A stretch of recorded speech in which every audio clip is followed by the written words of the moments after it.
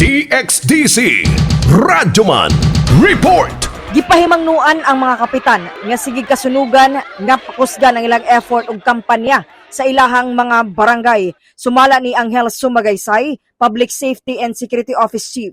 Kinahanglang ipadayon ang pag-edukar sa mga katawhan ug mamahimong doble amping aron malikayan ang sunog sagad sa mga nagunang mga hinungdan sa densely populated nga mga lugar ug fire-prone barangays. Ang problema sa electrical nga pasagdang kandila, niluto o paggamit og mga substandard nga appliances nga mag-overheat din kini mamahimong untang malikayan ang nasangpit nga mga negligence. Samtang gibatbat ni Alfredo Baluran, City Disaster Risk Reduction and Management Office Chief, ngadto sa mga opisyales sa barangays nga nasayod na sila mga duties and responsibilities isip mga elected officials.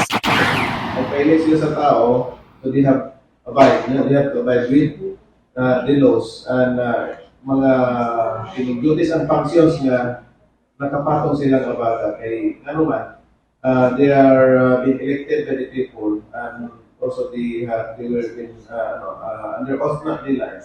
So yes, the relation of duties sa gina, and anybody can complain naman against any public officials na naturally or performing well sa ilang duty. So isang gina siya nga ginatanaw ko na to. And isa na siya sa atong campaign na gina-push na to ang mga barangays to work with, no? Tanaw nila ang mga dapat nila na ipatungan nila.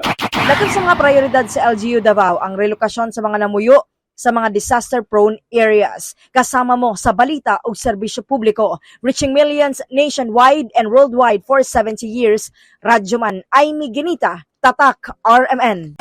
Tatak RMN.